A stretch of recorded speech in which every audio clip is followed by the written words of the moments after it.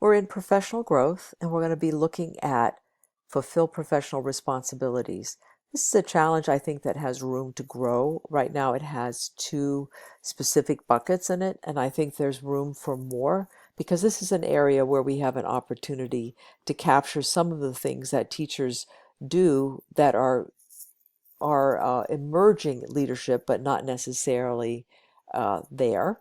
We do have a separate section for showing leadership as well. So here right now we have two pieces, developing your lesson planning skills and exploring ed tech tools.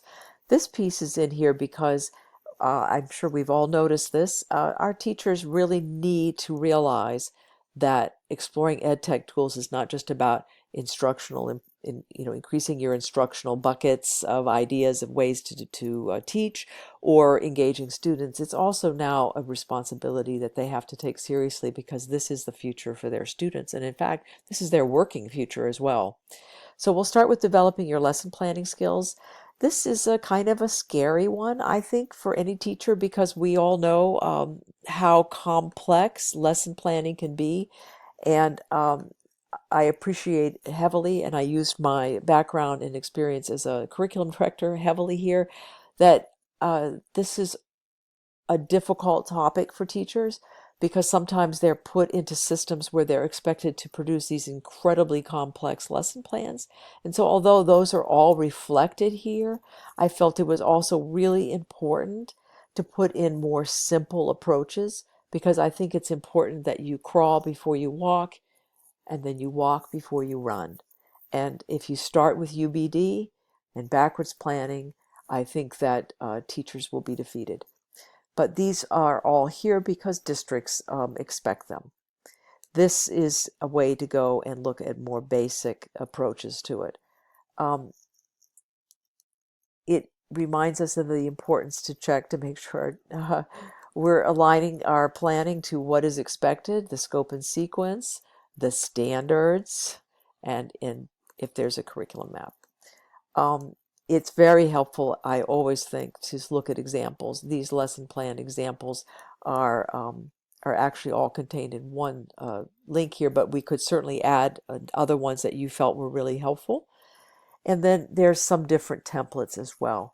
Again, these are all sections I think you could add elements to if you felt that you had used something that was really great. And the purpose really here is not yet to start writing, it's just to start to find that comfortable fit. You know, what would be a good approach? What would I be ready to do that I would be reasonably sane when I was finished with it?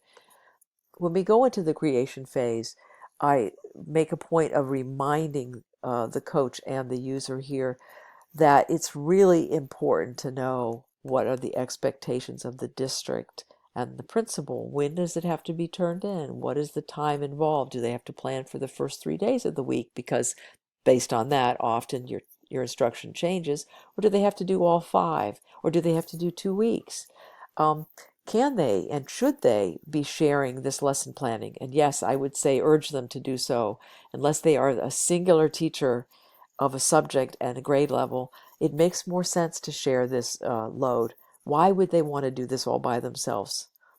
And help them find a place to start rather than a complicated lesson planning system. This is where I kind of give you an opportunity to say, well, could we do this a simpler way initially?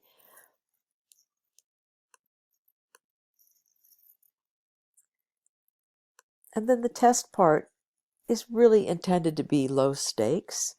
It reminds us again of how do we find out if this lesson plan is going to work? Well, we need to look at the student response.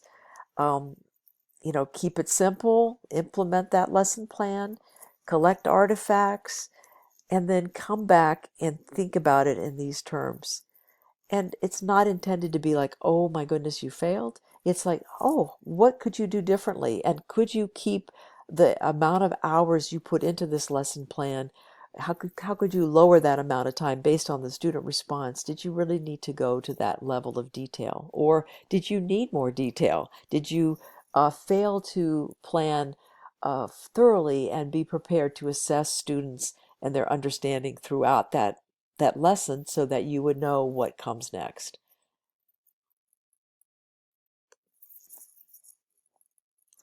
And then the other bucket here is that one I mentioned earlier, which I felt was really critical to establish an understanding that this is not a take it or leave it situation, that we have to use tools.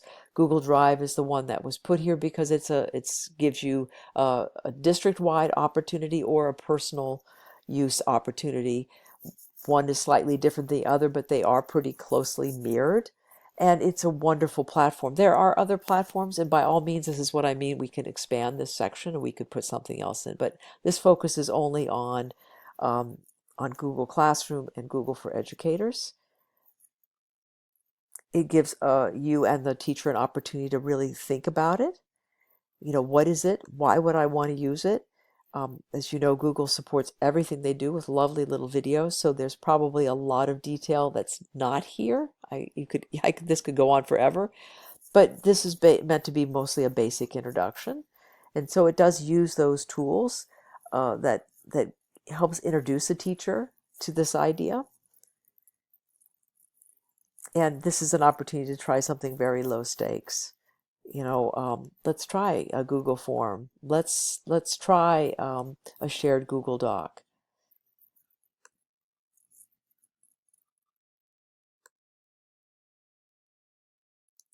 And then the testing is really truly one of those beautiful examples that's so similar to what we're doing with teachers all the time. Try it. Don't freak out about it. Think about it. Collect artifacts. Come back and talk about, did it give me what I wanted? Did it move the students towards my intended goal?